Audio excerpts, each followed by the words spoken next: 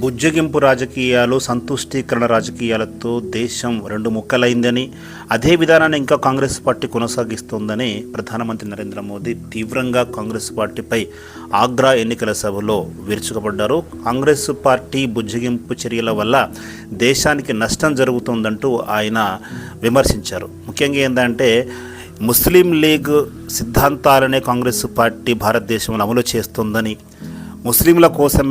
ముస్లింల ప్రయోజనాల కోసమే పనిచేస్తుందని ఆయన విమర్శిస్తూ వస్తున్నారు. పరోక్షంగా బీసీలకు ఇచ్చిన రిజర్వేషన్ కోటాను తగ్గించి మరి ఆ రిజర్వేషన్లను మైనారిటీలకు, ముస్లింలకు ఇవ్వాలని కాంగ్రెస్ పార్టీ ప్రయత్నం చేస్తుందని ఆయన స్పష్టం చేశారు.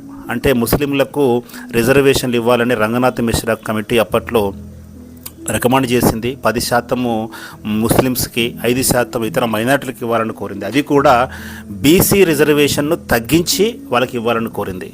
మరి ఇట్లా బీసీలకు, దేశవ్యాప్తంగా ఉన్న బీసీలకు అన్యాయం జరిగే విధంగా కాంగ్రెస్ పార్టీ పనిచేస్తోంది. కేవలము మైనారిటీల యొక్క సంతుష్టీకరణ కోసం, వారి యొక్క ఓటు బ్యాంకు కోసం ఇలా పనిచేస్తుందని ఆయన తీవ్రంగా విమర్శిస్తున్నారు.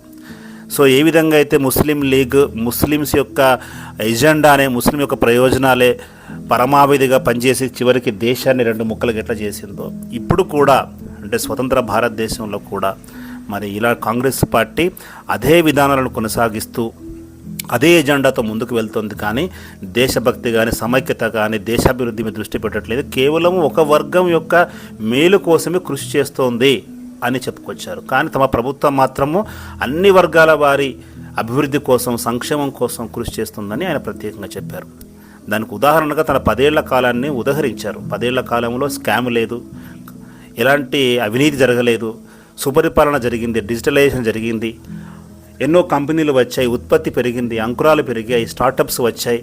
ఇట్లా ఆయన యొక్క దాని ఉదాహరణను ఎన్నికల సభలో చెబుతూ, కాంగ్రెస్ పార్టీ మాత్రం దేశవ్యాప్తంగా ఉన్న బీసీలకు అన్యాయం చేయాలని చూస్తోంది.